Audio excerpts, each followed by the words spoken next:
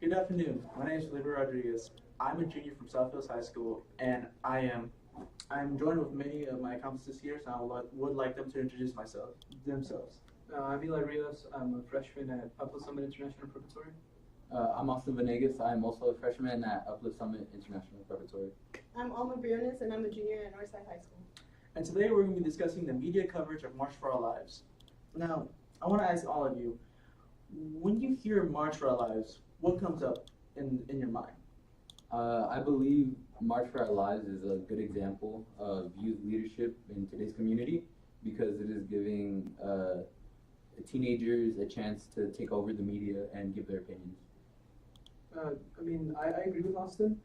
I believe that it was a very great way of, us as teenagers, as people in high school, to come together really for one cause and for, more safety in the school system.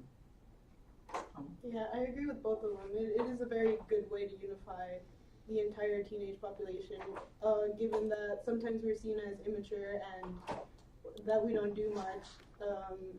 What this movement causes is that it gives us a more positive image to what we have a liability to do. Yeah, in my own opinion, I think March for Our Lives is a step up from what adults cannot do, and it is left for us as teenagers to do the handiwork to make this society a better place and a better world for all of us to live and prosper in. Now, how is this new leadership that is rising up making a change as of now? And this is for everyone to answer. I believe it was doing pretty well. The tragedy that happened yesterday, I have all of the students in my prayers, but I think it was doing very well until then, up until then, but I feel like we could have done more to help prevent what happened yesterday at Houston. How could we do more? I feel like we could have more, we could try to have more change, more with more marches. We could try to talk to politicians more. We need to get out there. I feel like that's just we need to step up from what we started. I feel like March for Our Lives was the foundation to where we can grow as a community. I agree with Eli. I think March for Our Lives was a really good step forward, but after what happened yesterday, they have been set back pretty highly, and now they need to do more to encourage how we shouldn't be letting things like this happen so often. I second both of their opinions. It's really a travesty what happened yesterday, and this goes to show that even though people strive hard to create a change, there are certain factors that push back, and with those factors comes the need to adapt and create an even greater message for those out there. Yes, it's a true tragedy about what happened yesterday, and we'll never forget those students and teachers that lost their lives. But we rise from those terrible things and we become stronger at the end of the day. It is up to us to make this once a place that was meant for education and safety is now a place of fear, and the possibility of something bad happening. And now this new youth leadership will make a change hopefully in the near future, and we'll get those adults in government or near our houses to finally say it is time to make it. It is time to do something that has never been done before. Now, the next question I want to ask you is, what is the importance of us participating in such marches? Well, I feel it's very important that we participate in marches and we participate in the community. I think the image that we have as teenagers is we're lazy and we don't do much.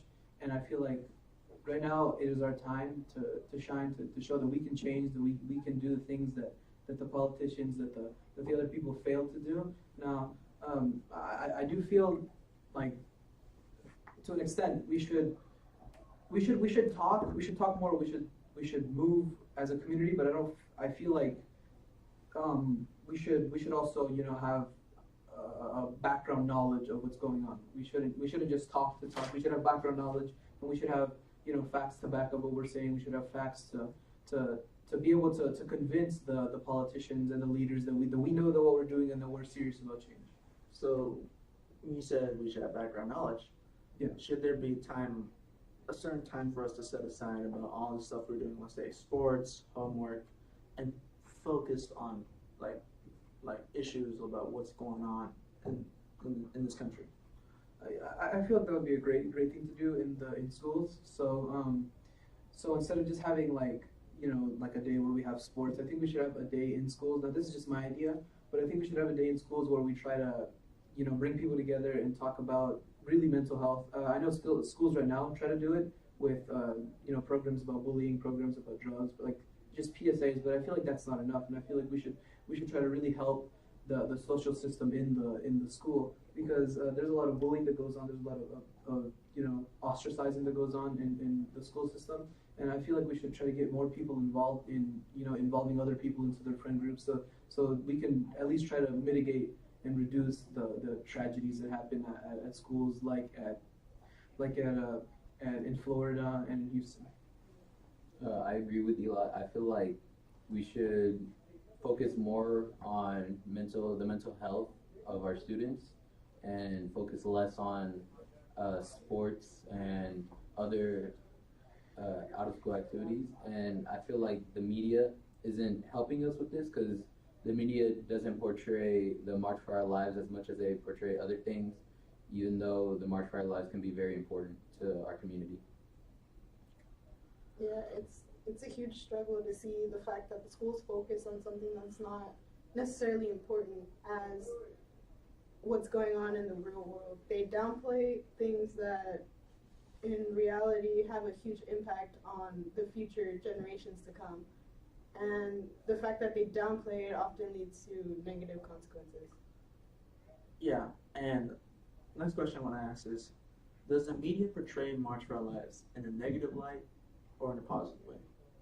Because lately, the media is like, well, this is a thing that's happening, but why should we care about it? Well, the media, it's very difficult to answer that question, at least for me, because on one side the media portrays the lead activists as as these leaders, as these great people like Emma Gonzalez, like David Hogg, and on the other side there's two sides to this, right? So there's the side that supports March for Our Lives and what their cause is, and there's a side that doesn't, and it's difficult to explain, because so on one side everybody's all for it and the media really pushes for them and they're always on air, and on the other side people just don't want to hear them anymore. So I feel like the media could do a better job at explaining what their cause is, because I feel like a lot of people are confused and they don't really understand what March for Our Lives is they're really doing. So I feel like the media could do a better job at explaining what they do, like going in depth as to what they're saying. And also the media's like, they didn't grow up in a time that we're living now, so they're just thinking like it's something that they don't really have a good grasp on. And I agree with you about not understanding what's going on right now. And I think the media should have extensive background knowledge about these type of events that happen, and because if they're going to spot out some fake facts about this great event and what Good Causes is doing, then they're part of the problem.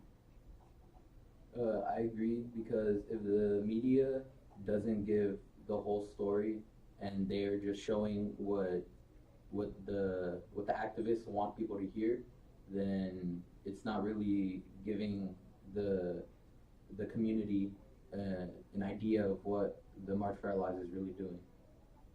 Yeah, what the media is out there to do is to portray exactly what's going on. The fact that they shield out certain facts, certain aspects of what's going on, it kind of makes the public not have a clear picture of what's going on. And without that clear picture, then what happens is that everyone takes it as a joke. And it's not, There are some news outlets that have, in a sense, acknowledged that it's a good movement, but there are others that downplay it, and that shouldn't be happening. Also, who watches the news in here? I watch the news occasionally.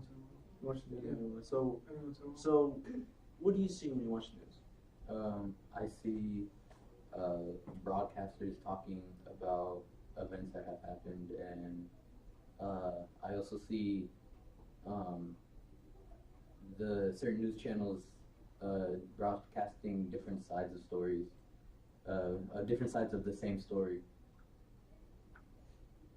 mm, what I see most often in the news is you know the news really focuses more on the bad of everything, and that's just how I feel. But I feel like that's the truth. But the news focuses more on the bad and like all the tragedies that happen and all of the because that's what people like to hear about. They like to hear about things that went on that didn't go well. But I feel like the news should focus more on the good that we're doing and the good the community the good that the community is doing. How us as teens are being leaders and we're pushing for a change. I feel like that's what the news should focus on. I agree with Eli. I feel the news just broadcasts what the community what the public thinks is interesting. They don't really do what's important. But and the news outlets just follow what gets the biggest story. So, with that being said, should that be a new thing that we should be focusing on? That news should be portraying the good stuff Yes. instead of the negative. Yes, I think they should portray the good side of everything as much as they should portray the bad or the tragic. Yeah, I completely agree with Austin. Because really what happened was March for Our Lives was, it blew up in popularity and it blew up within the community, within the teen community, it just completely blew up. And what I hope doesn't happen is that March for Our Lives just fades away after the news stops giving it attention. Because really what happened was, so March for Our Lives, people were listening because there was just a tragedy. It just happened. It was the Parkland shooting. It was a horrible thing that happened. But the reason that people started listening was because it was another tragedy that had just happened.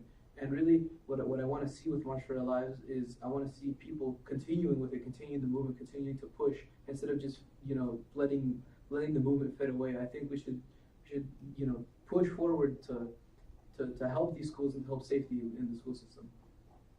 Yeah, I think the media should remove its bias, honestly.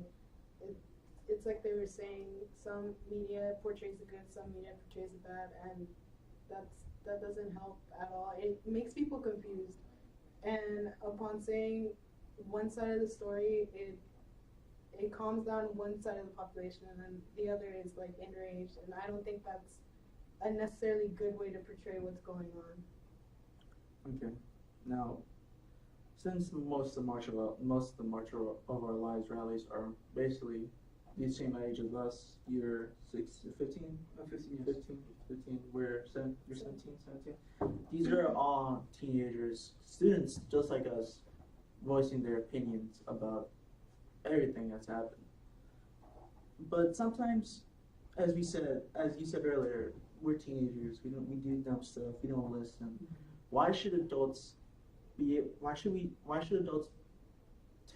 our word about what's going on, and we should be heard, and they should, instead of them focusing on the adults, they should focusing on the new generation.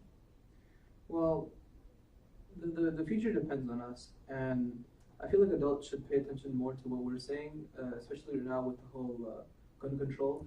I feel like they should pay attention because it's us who it's affecting, and it makes more sense for us to have a voice instead of the adults to have a voice in this, because we're the ones that are in the line of fire in this situation. I feel like we should have a voice to change.